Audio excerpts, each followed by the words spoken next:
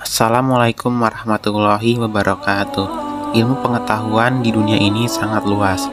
Ilmu-ilmu yang dipelajari ini bisa didapat sesuai dengan teknologi yang ada pada zamannya. Pada zaman Rasulullah SAW, ada beberapa ilmu yang didapat di luar dari kemampuan manusia pada zamannya. Contohnya ilmu tentang dasar laut.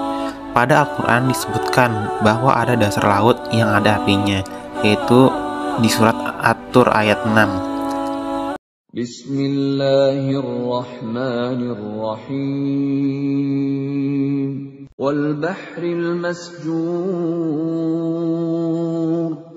Artinya, dan demi lautan yang penuh gelombang yang di dalam tanahnya terdapat api. Berikut ini adalah penemuan-penemuan gunung api di bawah laut.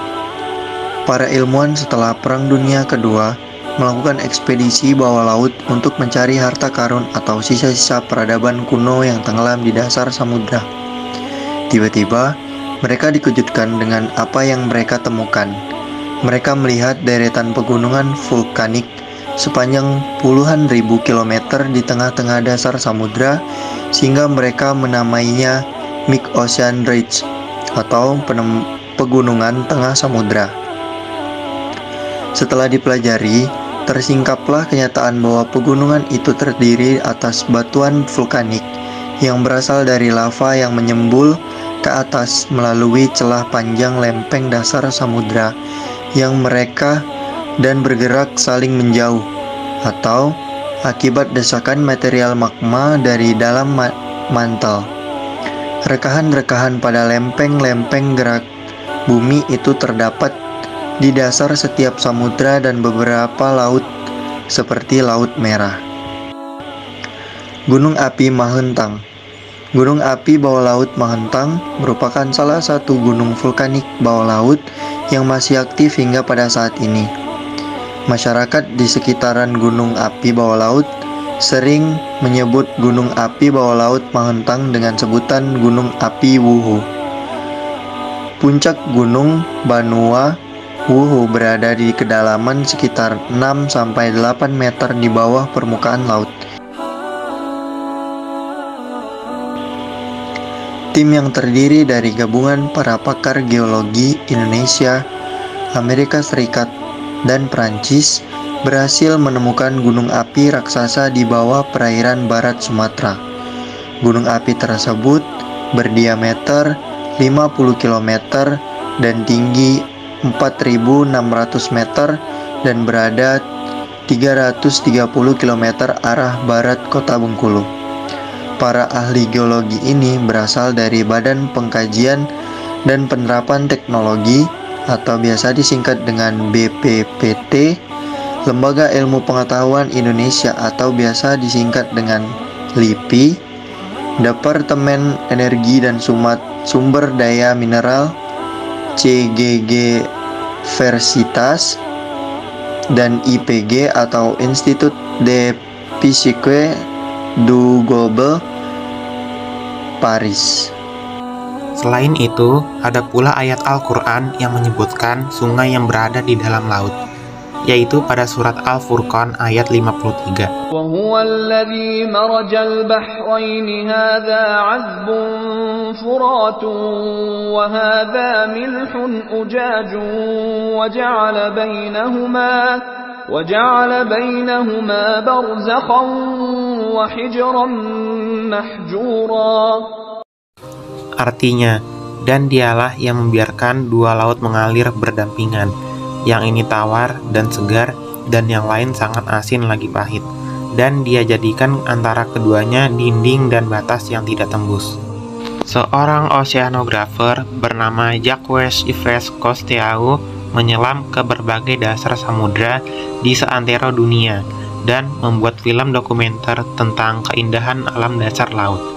Pada suatu hari, ketika sedang melakukan eksplorasi di bawah laut, tiba-tiba ia menemui beberapa kumpulan mata air tawar, segar, yang sangat sedap rasanya, karena tidak bercampur dengan air laut yang asin di sekelilingnya. Seolah-olah ada dinding atau membran yang membatasi keduanya. Fenomena ganjil itu membingungkan Mr. Cousteau. dan mendorongnya untuk mencari penyebab terpisahnya air tawar dari asin di tengah-tengah lautan. Ia mulai berpikir, jangan-jangan itu hanya halusinasi atau khayalan sewaktu menyelam. Waktu pun terus berlalu setelah kejadian tersebut. Namun, ia tak kunjung mendapatkan jawaban yang memuaskan tentang fenomena ganjil tersebut. Sampai pada suatu hari, ia bertemu dengan profesor muslim. Kemudian ia pun menceritakan fenomena itu. Profesor itu teringat pada ayat Al-Quran yang tentang bertemunya dua lautan, yaitu Quran Surat Ar-Rahman ayat 19-20 yang sering diidentikan dengan terusan Suez. Ayat itu berbunyi, Bismillahirrahmanirrahim. Marajal bahraini yaltaqiyan, bainahuma barzakhun la yabghiyan. Artinya, dia membiarkan dua laut mengalir yang kemudian keduanya bertemu. Di antara keduanya ada batas yang tidak dilampaui oleh masing-masing. Kemudian dibacakan surat Al-Furqan dan Fussilat. Bismillahirrahmanirrahim. وهو الذي مرج البحرين هذا عذب فرات وهذا ملح أجاج وجعل بينهما برزخا وحجرا محجورا.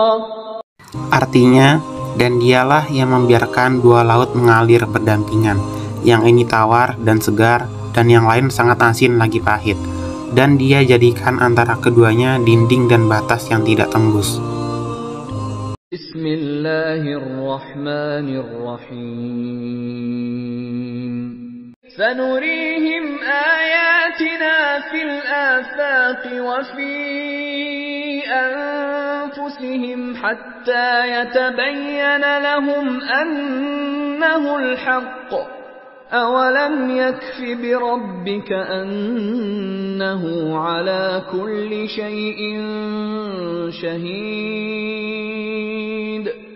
Artinya, kami akan memperlihatkan kepada mereka tanda-tanda kebesaran kami di segenap penjuru dan pada diri mereka sendiri, sehingga jelaslah bagi mereka bahwa Al-Quran itu adalah benar. Tidak cukupkah bagi kamu bahwa Tuhanmu menjadi saksi atas segala sesuatu? Terpesonalah Mr. Costello mendengar ayat-ayat Al-Quran itu, melebihi kekagumannya melihat keajaiban pemandangan yang pernah dilihatnya di lautan yang dalam. Al-Quran ini mustahil disusun oleh Nabi Muhammad SAW yang hidup di abad ke-7, suatu zaman saat belum ada peralatan selam yang canggih untuk mencapai lokasi yang jauh terpencil di kedalaman samudera.